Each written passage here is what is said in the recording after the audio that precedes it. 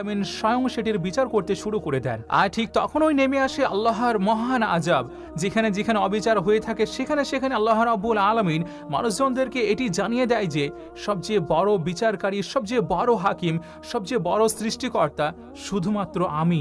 Loss অ্যাঞ্জেলেসে এই যে ভীষণ আগুন লেগেছে, তাহলে কি এটাকে মেনে নেওয়া যায় না?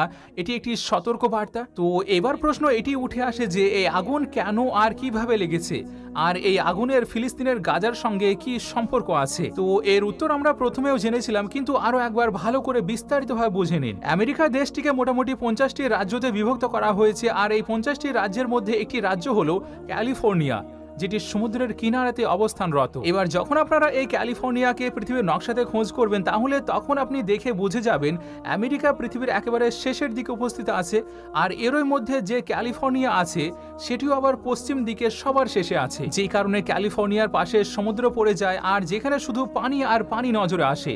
আর এটি সমুদ্র কিনারের কারণে এখানকার আবহাওয়া অন্যান্য জায়গার তুলনায় একটু আশ্চর্য রকমের। এই কারণে এখানে হাওয়া প্রচন্ড গতিতে বইতে থাকে এবং আর্দ্রতা কম থাকার জন্য বাতাসে সব সময় শুষ্ক থাকে। আর যখন কোনো ছোট স্ফুলিঙ্গ সৃষ্টি হয়, তাহলে সেটি ছড়িয়ে পড়তে আর সময় নেয় না। সমুদ্রের হাওয়া থাকার কারণে এখানকার আগুনকে বাতাস এক জায়গায় থেকে অন্য জায়গায় খুব সহজে পৌঁছেও দিতে পারে। এখনো পর্যন্ত কয়েকবার এমন ধরনের আগুনের ঘটনা ঘটেও গিয়েছে এখানে।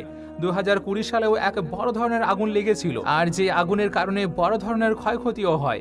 আর এই আগুন লাগার কারণ হিসেবে এটি দেখানো হয় যে ছোট্ট একটি স্ফুলিঙ্গ থেকে আপনা আপনি আগুন লেগে গিয়েছিল। এবার আপনারা চিন্তায় পড়ে যাবেন যে এটা কিভাবে সম্ভব? দুনিয়ার অন্য কোথাও তো এমনভাবে আপনা আপনি আগুন লাগে না। এছাড়াও আমেরিকার মতো সুপার পাওয়ার এবং উন্নতশীল একটি দেশ, এখানে যদি আপনা আপনি আগুন লাগে তবে সেটা নিয়ন্ত্রণ করাও যেতে পারে। তাহলে এই সামান্য স্ফুলিঙ্গ থেকে লেগে যাওয়া আগুন পুরো শহর কিভাবে জ্বলে যেতে পারে? তাহলে আপনাদেরকে জানিয়ে রাখি যে ঘটনাটি এমনই ঘটেছে, আমেরিকার সমুদ্রের পাশে যে এলাকা রয়েছে সেগুলো বেশিরভাগ সময় শুকনো থাকে, বৃষ্টি হয় না, বাতাস দ্রুত গতিতে চলতে থাকে, বাতাসে আর্দ্রতা কম থাকে, সবসময় শুষ্ক বাতাস বইতে থাকে। এই জন্য আপনি যে কোনো স্ফুলিঙ্গ থেকে আগুন লাগার সম্ভাবনা থেকেই যায়। আর একবার যদি এই আগুন লেগে যায়, তবে সমুদ্রের পাশে হওয়ার কারণে যে তীব্র শুষ্ক বাতাস আসে তা এত দ্রুত আসে যে এই আগুনকে কোথা থেকে কোথায় পাঠিয়ে দেয়। কিন্তু এবার লক্ষণীয় বিষয় হলো, এবারের আগুনের ঘটনাটি পুরানো সব ঘটনা থেকে অনেকটা বেশি আলাদা এবং অদ্ভুত মনে হচ্ছে। আর এই আগুনের জন্য অনেক থিওরিও সোশ্যাল মিডিয়াতে ভাইরাল হয়ে আছে।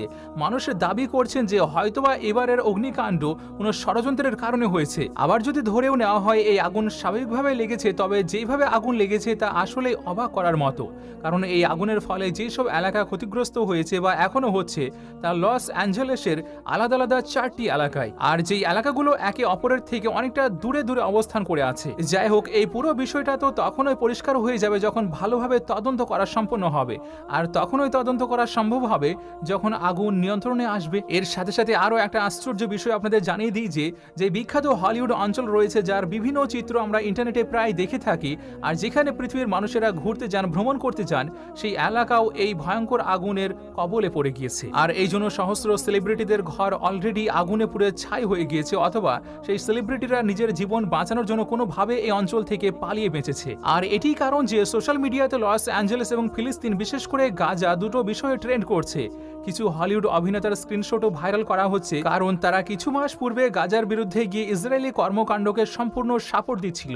এমনকি ইসরায়েলকে পরামর্শ দিয়েছিল যে গাজায় থাকা সবাইকে হত্যা করে সম্পূর্ণ গাজাকে খালি করে দেওয়া হোক। কিন্তু যখন তাদের নিজেদের ঘরবাড়ি পুড়ে সবকিছু ধ্বংস হয়ে গেল, তখন তারাই আবার সোশ্যাল মিডিয়াতে এই নিয়ে আফসোস করে পোস্ট করছে।